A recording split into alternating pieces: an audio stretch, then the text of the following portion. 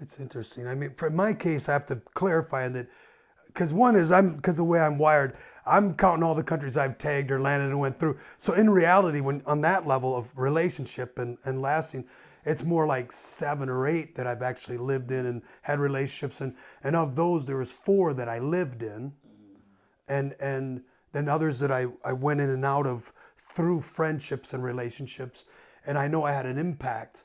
So probably 6, 7 on 4 continents, but the common ground of all of them were, yeah, they were relationships. It was relational. They were people that I knew, and they wanted me to come. And the first ones I went because I felt sent. So I was sent.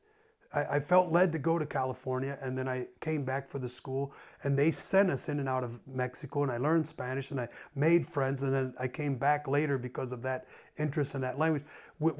It was Discipleship Training School in Brazil, in California, that took me to Brazil the first time, and then I made a connection there and knew I was going to be back. In fact, it was kind of crazy that I said this, but I told him I know I'm going to be back, and as carnal as it sounds, I said I think I'm gonna find a wife down here, and I did though, and I, and so I thought I'd spend the rest of my life in Brazil, but then I got a call went out to go to Africa, and I wasn't able to go on that particular group that went from our church, but it never left me. And then later I got another call to go to Africa, and my wife also at the same time, so we went to Kenya, but it was through the relationships of Chuck and Ruth Babler, who are from our church in Freeport, and they had been leading a YWAM base in Kenya, and they needed a discipleship training school director, and I had been working on schools as staff, and I'd co-led 2 schools, but I hadn't led a school yet.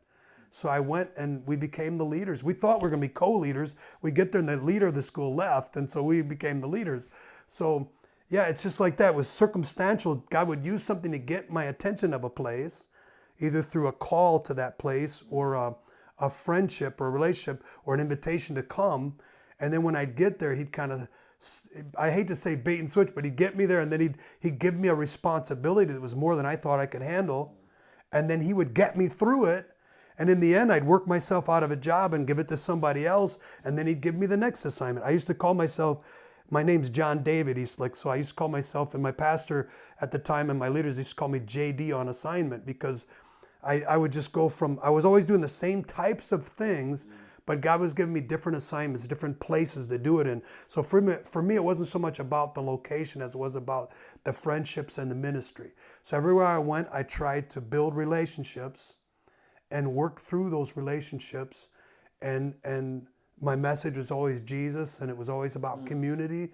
And I love that even in our church now. Jesus is our message. People are our priority.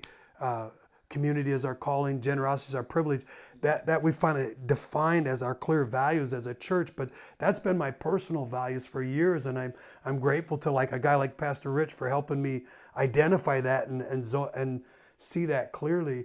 And George is a huge part of that, and that we've been friends since 1984. So that's 38 years. And that's pretty awesome.